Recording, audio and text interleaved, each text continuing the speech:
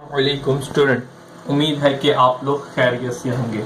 I am Salman Hasan, welcome to my YouTube channel perfect solution. बेटा, इस video के अंदर हम लोगों ने एक्सरसाइज 9.3 का क्वेश्चन नंबर 12 को 12 तो हमने पिछली वीडियो में कर लिया था। इस वीडियो के अंदर हम क्वेश्चन नंबर 13 को करेंगे। ठीक है बेटा, तो क्वेश्चन नंबर जरा 13 देख लेंगे ना।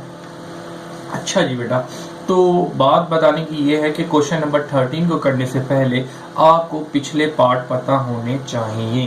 ठीक है, यानी कि पार्ट नंबर कम से कम आपने क्वेश्चन नंबर 10, 11 और 12 तक किए हों, ताकि ये भी आपको थोड़ा आसान लगे। अभी तक हमने जितने पार्ट किए थे आई और जे वाले किए थे, जिसमें रेजोल्यूशन की थी ना, रेजोल्यूशन ऑफ वेक्टर। ठीक है, हमने किसमें किए थे? आई जे के किए थे, यानी कि 2 आई और जे दे थे। अब हमें 3 के दे देगा, यानी कि आई जे और के भी दे देगा। ठीक है, अभी तक हमने आई और जे तक किए थे, तो लिहाजा हमारे पास कितने एक्स वाई बन रहा था। ठीक है, तो अब हमें आई जे और के दे देगा, यानी कि 3 ऑर्डर के दे देगा। तो लिहाजा अब जो हमारी रेजोल्यूशन ऑफ वेक्टर होगी वो बेसिकली क्या हो जाएगी? प्लस जेड पी 3 आ जाएगा। ठीक है बेटा, तो अब जो हम रेजोल्यूशन करेंगे, रिजोल्व ऑफ वेक्टर करेंगे इन the direction of given vector, तो उसमें अब हम ये 3 कर देंगे। क्यों? क्योंकि हमें 3 दिए जाएंगे। ठीक है बेटा, तो चलें जी क्वेश्चन नंबर 13 को आए स्टार्ट करते हैं। तो सबसे पहले क्वेश्चन नंबर 13 जो था, मैंने उसकी हेडिंग डाल दी है यहाँ पे। तो जरा देखते हैं क्या कह रहा है। Resolve of vector A and B. ठीक है, ए और बी वेक्टर को रिजोल्व करना है in the direction of the vector P1, P2 and P3। ठीक है बेटा, तो चलें जी आए स्टार्ट करते हैं। यानी कि बेसिकली इसमें रेजोल्यूशन ही करनी है वेक्टर की, तो कर लेते हैं भाई। हमें क्या मसला है, हमें तो आता सब कुछ। चलें जी, सबसे पहले सॉल्यूशन की हेडिंग डलेगी और गिवन की हेडिंग डालेंगे सेकंड के गिवन हमें क्या क्या दिया हुआ है। सबसे पहले हमें दी हुई है ए वेक्टर, फिर इसके बाद हमें दिया हुआ है बी वेक्टर। ठीक है, तो ए वेक्टर क्या दिया हुआ है सर आप देख लें। हमें दिया हुआ है ए वेक्टर दिया हुआ है 2 1 0, तो हम लिख लेते हैं 2 1 0। फिर हमें बी वेक्टर क्या दिया हुआ है 6 8 -6। ठीक है बेटा, सिंपल मैंने लिख लिया। फिर इसके बाद आ जाते हैं P1, तो P1 वेक्टर क्या दिया हुआ है मुझे?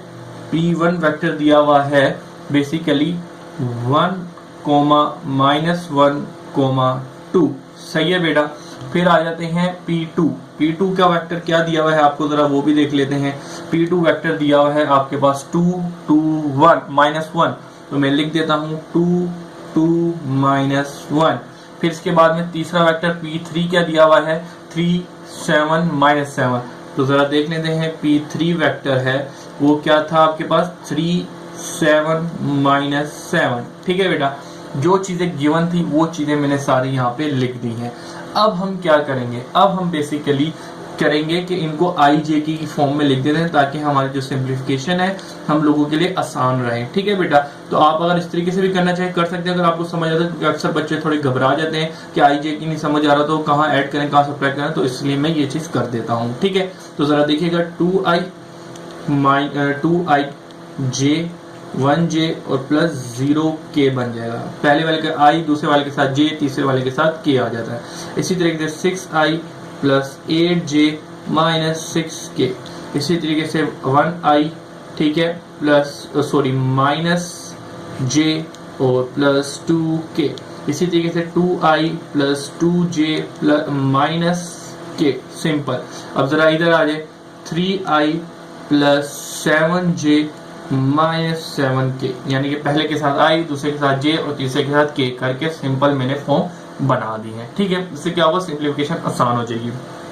अब आ जाते हैं रिक्वायर्ड आंसर। ठीक है, तो रिक्वायर्ड आंसर्स में आपको क्या चाहिए बेटा? इसने बोला है कि वेक्टर क्या करना है, resolve vector A and B. Basically इस क्वेश्चन के दो पार्ट बनेंगे। कैसे? एक रिजोल्व करना है ए वेक्टर को, एक रिजोल्व करना है बी वेक्टर को। ठीक है, तो जरा देखिएगा क्या कंडीशन बनेगी। सबसे पहले वाली बनेगी वेक्टर ए को रिजोल्व करना है, किसमें करना है? P1 P2 और P3 में, P1 P2 में, तो लिहाजा P1 P2 और P3 आ जाएगा। ठीक है बेटा, एक वेक्टर ए को रिजोल्व करना है और दूसरा किसको रिजोल्व करना है? बी वेक्टर को रिजोल्व करना है। और वो भी किसको करना है? वेक्टर ए और बी को रिजोल्व करना है, किसमें? P1 P2 P3, तो यानी कि ये तो सेम ही रहेगा। ठीक है बेटा, तो ये P3 यानी कि वेक्टर ए को भी ABC में P1 P2 P3 में रिजोल्व करना है और बी वेक्टर को भी P1 P2 और P3 में रिजोल्व कर देना है। ठीक है बेटा, तो यहाँ पे आ जाए। अब जरा देखिएगा, पहली वाली को x से, दूसरी वाली को y से और तीसरी वाली को z से मल्टीप्लाई कर दें। पहली वाली को x के, दूसरी वाली को y से, तीसरी वाली को z से मल्टीप्लाई कर दिया, और ये भी प्लस, ये भी प्लस, ये भी प्लस, ये भी प्लस आ गया। ठीक है बेटा, तो जरा जो पहला वाला पार्ट है उसको मैंने a कह दिया है और दूसरे वाले पार्ट को मैं कैपिटल B कह देता हूँ, क्योंकि ये दो अलग पार्ट हैं। तो लिहाजा पहला पार्ट सोल्व करेंगे, फिर हम दूसरे पार्ट को सोल्व करेंगे। ठीक है बेटा, बेसिक आइडिया, बेसिक कॉन्सेप्ट वही है जो हम पिछले कॉन्सेप्ट में, पिछले क्वेश्चन में सोल्व करते आ रहे हैं। ठीक है बेटा, तो रिजोल्व करना है, वेक्टर ए को सबसे पहले करेंगे, फिर इसके बाद वेक्टर बी को रिजोल्व करेंगे। ठीक है बेटा जी, तो उम्मीद है कि यहाँ तक आपके पास क्वेश्चन जो है समझ आ गया होगा। तो चलिए जी, अब हम स्टार्ट करते हैं पार्ट नंबर ए से। तो लिहाजा सबसे पहले हम यहाँ पे अपनी हेडिंग डाल देंगे कि अब यहाँ पे आप लिख देगा भाई to resolve the vector A, ठीक है, इन द डायरेक्शन, ठीक है, in the direction of vector P1, P2 and P3 by using this method। ठीक है, वो मेथड क्या है कि बेसिकली रेजोल्यूशन के अंदर ये वाला फार्मूला यूज कर रहे होते हैं हम लोग। तो जरा देखिएगा क्या होगा, A बराबर हो जाएगा x P1 वेक्टर के, ठीक है, प्लस y बराबर y मल्टीप्लाई होगा P2 वेक्टर से और z मल्टीप्लाई होगा 3 वेक्टर से। ठीक है, ये एक फॉर्म बन जाएगी। तो इसको हमने क्या कहते थे, इस फॉर्म को हम, इस इक्वेशन को कहते थे इक्वेशन नंबर 1। सही है बेटा, अब इसके अंदर वैल्यू पुट करते हैं। वैल्यू पुट करने के बाद x, y और z की वैल्यू मालूम करनी है, लेकिन यहाँ पे x और y z की वैल्यू मालूम करना थोड़ा चेंज होगा। वो कैसे होगा मैं आपको बताता हूँ।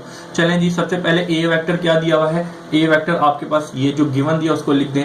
तो 2i 1j और plus 0k simple is equal to x का x ही रहा। p1 वेक्टर आपको क्या दिया हुआ है, p1 वेक्टर आपको बेसिकली ये लिखा हुआ, तो 1i minus 1j plus 2k। ठीक है जी, और इसके बाद आगे क्या है, प्लस y p2, तो p2 वेक्टर क्या दिया हुआ ये रहा, तो 2i plus 2j minus 1k। सही है बेटा, और उसके बाद प्लस z मल्टीप्लाई हुआ है p3 वेक्टर, तो p3 वेक्टर आपको क्या दिया हुआ है 3i प्लस 7j, ठीक है, और माइनस 7k। तो जगह नहीं थी तो ये मैंने साइड पे इधर लिख दिया है। ठीक है बेटा, चलें जी, अगला स्टेप हमारा क्या होता था कि भाई ये i plus 1j plus 0k तो ऐसे का ऐसे ही रहा, लेकिन अब ये जो चीजें हैं वो अंदर मल्टीप्लाई होंगी। ठीक है, x मल्टीप्लाई होगा इस तीनों से, तो ये क्या बन जाएगा, इजिकल टू, ये प्लस का साइन नहीं होगा, इजिकल टू xi, ठीक है जी, माइनस xj और प्लस 2xk। सही है बेटा, अब इसी तरीके से ये y जो है अब इन तीनों से मल्टीप्लाई होगा, तो जरा देखिएगा क्या बन जाएगा, 2yi प्लस 2yj और माइनस yk। कैसे हुआ कि भाई y टू द 2 और y2 और ये y1 द 1, तो y ही आएगा सिंपल, और माइनस का माइनस। इसी तरीके से अब ये z मल्टीप्लाई होगा अंदर, तो जरा देखिएगा प्लस 3zi, ठीक है, अब z 7 से मल्टीप्लाई होगा तो प्लस 7j।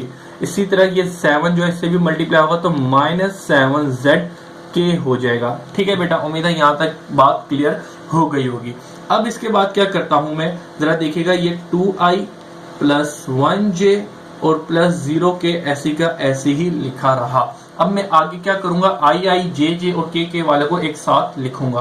तो जरा देखेंगे, सबसे पहले xi ये लिखा हुआ, उसके बाद और कहाँ मिलता है i, अब दूसरा i लिखा हुआ 2yi, तो मैं 2yi को एक साथ लिख दूंगा। आगे और कहाँ मिलता है i ये लिखा हुआ प्लस 3zi। ठीक है बेटा, ये 3 i हो गए। अब हम जमा करेंगे जे वालों को एक साथ लिखते हैं, तो माइनस सबसे पहले मुझे ये मिला माइनस xj, फिर आगे कहाँ मिला j आपके पास ये रहा प्लस 2yj, और आगे तीसरा मिला ये माइनस 7z, सॉरी माइनस नहीं ये प्लस zj, तो आपने इसको जे भी एक साथ हो गए। अब किसकी बारी है, k की, तो लिहाजा k पहला ये मिला मुझे प्लस 2xk, फिर तीसरा कहाँ मिला है, तीसरा ये माइनस yk, और चौथा मिला है मुझे माइनस 7z के। तो लिहाजा इसको मैं नीचे लिख देता हूँ क्योंकि जगह नहीं है। ठीक है, ये चीज इधर आ गई है। अब हमने आई जे और के को एक साथ कर दिया है। अब हम क्या करेंगे, इन तीनों के अंदर आई कॉमन आ रहा है, आई कॉमन, इन तीनों के अंदर जेड कॉमन आ रहा है, जेड कॉमन निकालेंगे, और इन तीनों के अंदर के कॉमन आ रहा है तो इनको के कॉमन निकाल लेंगे। फिर उसके बाद हम इक्वेशंस बनाते हैं जिस तरह आप लोगों को पता है। तो plus I plus 0k is equal to अब x plus 2y plus 3z। ठीक है, और हम इधर क्या कर देंगे, आई कर देंगे। ठीक है जी बेटा, अब प्लस माइनस x, ठीक है जी, प्लस 2y प्लस 7z और इससे क्या कॉमन निकाला हमने, z बोल रहा हूँ, j कॉमन निकाल लिया। ठीक है बेटा, अब जरा आगे आ जाए और आगे जरा देखेंगे इसमें से क्या कॉमन निकला। सबसे पहले 2x माइनस y और फिर मेरे पास निकला माइनस 7z। तो इससे जो कॉमन निकला वो क्या निकला, k निकला, मैंने यहाँ पे लिख दिया है। अब जरा देखिएगा बेटा, अब हम क्या करते हैं, इक्वेटिंग करते हैं। ठीक है, तो लिख दिएगा यहाँ पे इक्वेटिंग दी कंपोनेंट। ठीक है, कंपोनेंट्स क्या होते हैं, जो i के साथ लिखा होता है, जो ये i के साथ लिखा है वो इसके बराबर, जो j के साथ लिखा है वो इस j के बराबर, और जो k के साथ लिखा है वो इस k के कोफिशिएंट्स के बराबर हो जाएगा। तो इस तरीके से हमारी इक्वेशन बनेगी। तो लिहाजा बनाते हैं। तो सबसे पहली equation plus 2xy plus 3z। ठीक है, तो ये इज इक्वल टू किसके बराबर हो जाएगी, 2 के बराबर हो जाएगी। अब जरा देखते हैं आगे क्या लिखा हुआ है, minus x plus 2y plus 7z। ठीक है जी, इज इक्वल टू किसके बराबर होगा, ये j किसके साथ क्या लिखा है, 1, तो 1। अब इधर जरा आ जाएंगे k, तो जरा यहाँ पे देखिएगा k के साथ क्या लिखा हुआ है, 2x minus y minus 7z is equal to किसके बराबर है, यहाँ पे ये 0 लिखा हुआ है, तो आपने सिंपल 0 कर देना है। अब यहाँ पर आपको पता है कि पहली वाली इक्वेशन को क्या नाम देते हैं, इक्वेशन 1, और दूसरी वाली को नाम देते हैं इक्वेशन 2। लेकिन यहाँ पे जरा देखिएगा, आज से हमने जितने भी पहले किए होंगे 2 कंपोनेंट वाले किए थे, तो लिहाजा यहाँ पे अब 3 वाले कर रहे हैं, तो लिहाजा तीसरी इक्वेशन भी मेरे पास बनेगी। ठीक है बेटा, उम्मीद है ये चीज आप तक यहाँ तक तो क्लियर हो गया होगा, और इस तरह का सेम टू सेम हम काम करते आते थे। अब हमें क्या करना है, बेसिकली x, y और z की वैल्यू मालूम करनी है, और वो इसके अंदर पुट कर देंगे, हमारा आंसर हमारे सामने होगा। लेकिन दरअसल आपको बात पता है कि यहाँ पे हमें पहले कितनी होती थी, 2 इक्वेशनें होती थी, तो उसकी एवल्यूशन जो होती थी यानी कि एलिमिनेशन जो होता था बड़ा इजी होता था। अब इसमें 3 इक्वेशनें हैं, तो इसमें भी वही मेथड लगेगा लेकिन थोड़ा लंबा होगा, तो लिहाजा आपको थोड़ा गौर से समझने की जरूरत होगी। ठीक है बेटा, चलें जी अब इसको आगे स्टार्ट करते हैं। जी स्टूडेंट, अब जरा देखिएगा, सबसे पहले हम लोग क्या करेंगे, इक्वेशन जरा देखिएगा, सबसे पहला काम क्या होगा, इक्वेशन 1 को क्या करेंगे, ऐड करेंगे इक्वेशन 2 के अंदर। ठीक है, आपने सबसे पहले ये काम करना है। ये क्यों करेंगे, आपको वक्त के साथ साथ समझ आ जाएगा, यानी कि क्वेश्चन के साथ साथ। तो लिहाजा भी करते हैं, जरा देखेंगे क्या बनेंगे, x plus 2y plus 3z is equal to 2, और इसके साथ क्या है, इक्वेशन 2 लिखी है, तो इक्वेशन 2 को ऐड करना है। तो minus y plus 2y plus 7z is equal to 1। तो लिहाजा अब इसको आ जाए ऐड करना है, तो लिहाजा ऐड करेंगे तो लिहाजा साइन कोई भी चेंज नहीं होता। तो सबसे पहले देखिएगा, ये प्लस का था, ये माइनस का ऑटोमेटिकली ही कट गया। तो जरा देखिएगा ये क्या बना, 2 और 2 4y, और 3 और 7 कितने बन गया, प्लस 10z, और जरा इज इक्वल टू 2 और 1 3 बन गया। ठीक है बेटा, तो लिहाजा इस इक्वेशन का नाम, जो ये चीज बनी है, इस इक्वेशन का नाम दूंगा इक्वेशन नंबर 4। ठीक है बेटा, अब जरा आगे चलते हैं। अब हम क्या करेंगे कि इक्वेशन 1 सब्ट्रैक्टेड बाय इक्वेशन 3, तो ज्यादा यहाँ पे हम लिख देते हैं, एक लाइन लिख देते हैं कि इक्वेशन 1, ठीक है, जो इक्वेशन 1 थी, बेसिकली इसको मैं 1 कर देता हूँ, रोमन नहीं लिखता। ठीक है, रोमन है ही नहीं, मैंने 1 2 लिखा है। तो ज्यादा इक्वेशन 1 को क्या करूंगा, माइनस करूंगा इक्वेशन नंबर 3 से। ठीक है बेटा, लेकिन कब मल्टीप्लाई करूंगा, व्हेन 2 मल्टीप्लाई बाय इक्वेशन 1। ठीक है, ये क्यों करूंगा अभी आपको मैं बताता हूं, जरा देखिएगा। तो लिहाजा मैंने क्या किया, 2 मल्टीप्लाई बाय इक्वेशन नंबर 1 और सब्ट्रैक्ट करना है किसको, इक्वेशन 1 से इक्वेशन 3 को। तो लिहाजा पहले 2 मल्टीप्लाई करता हूं इक्वेशन नंबर 1 से, तो इक्वेशन नंबर 2 मेरे 1 ये लिखी हुई, इसको मैं 2 से मल्टीप्लाई करता हूं, तो देखिएगा ये 1 है, ये 2x हो जाएगा, फिर 2 से मल्टीप्लाई किया तो प्लस 4y हो जाएगा, और प्लस 3 को मल्टीप्लाई करूंगा तो 3 2 6, तो लिहाजा 6z इज इक्वल टू हो जाएगा। और ये 2 लिखा तो 2 2 4, सिंपल। तो इक्वेशन 1 से 2 मल्टीप्लाई कर दिया था, मल्टीप्लाई कर दिया। अब क्या करेंगे, माइनस करना है इक्वेशन 3 से, तो लिहाजा इक्वेशन 3 मेरे पास ये लिखी हुई, तो लिहाजा 2x minus Y minus 7z is equal to 0। ठीक है बेटा, मैंने कहा था कि सब्ट्रैक्ट करना, तो सब्ट्रैक्ट करने में क्या होता है, साइन चेंज होता है। तो ये प्लस का था तो ये माइनस का था तो प्लस, ये माइनस का था तो प्लस, सिंपल। और ये 0 है, 0 के साथ तो कोई फर्क नहीं पड़ता, माइनस को तो या प्लस, लेकिन फिर भी साइन लगा देता हूँ।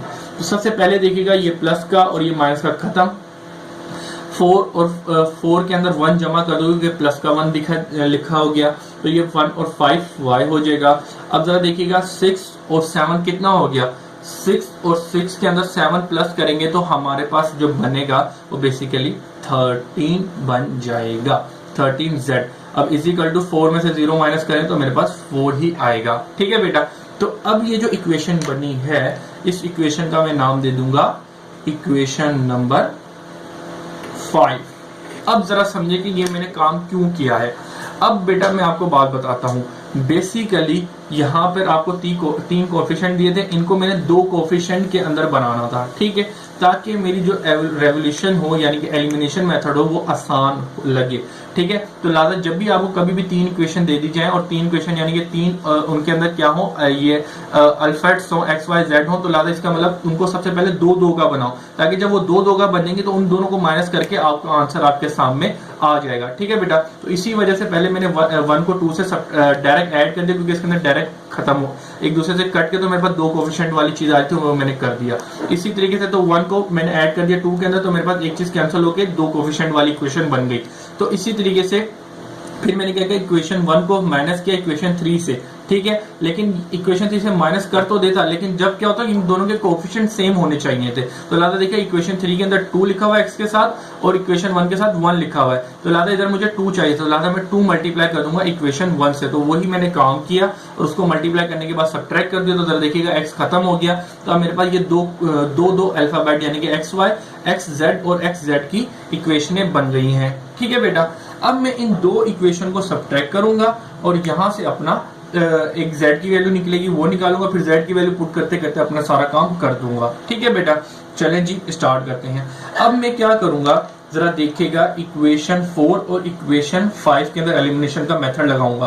तो इसमें क्या होना चाहिए, सबसे पहले कि भाई एक दूसरी इक्वेशन को सब्ट्रैक्ट करते हैं, लेकिन कब करते हैं, दोनों कोफिशिएंट सेम होने चाहिए। ठीक है, तो जरा देखिए यहाँ पे 4 लिखा है और यहाँ पे 5 लिखा हुआ है, तो इसके लिए हम क्या करते हैं, जो इक्वेशन 5 के साथ जो 5 लिखा है वो इक्वेशन 4 से मल्टीप्लाई कर दूंगा, और इक्वेशन 4 में जो 4 लिखा है वो इक्वेशन 5 से मल्टीप्लाई कर दूंगा। इससे क्या होगा कि दोनों के कोफिशिएंट सेम हो जाएंगे, फिर सब्ट्रैक्ट कर दूंगा, तो इससे मेरा जो आंसर होगा वो आ जाएगा। चलेंगे स्टार्ट करते हैं। तो सबसे पहले क्या करना है, 5 मल्टीप्लाई बाय इक्वेशन 4। ठीक है, फिर क्या करना है, 4 मल्टीप्लाई बाय इक्वेशन 5। ठीक है, इक्वेशन 5 से 4 मल्टीप्लाई इक्वेशन 5 से, एंड फिर आखिर में क्या करना है, एंड सब्ट्रैक्टेड बोथ्स। ठीक है जी, दोनों चीजों को सब्ट्रैक्ट कर देना है एक दूसरे से। तो चलें जी आइए स्टार्ट करते हैं।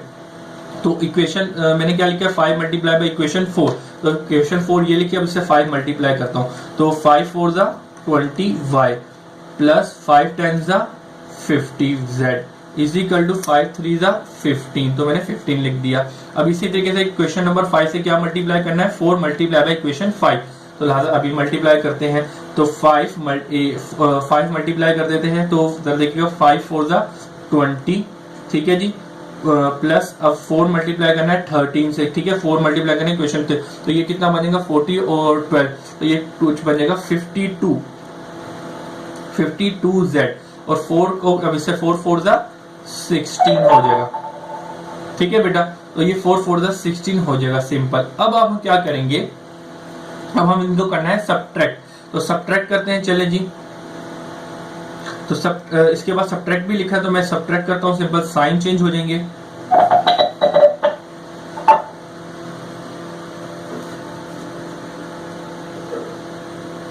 तो अब हमने साइन चेंज कर दिया, अब इनको सब्ट्रैक्ट करते हैं।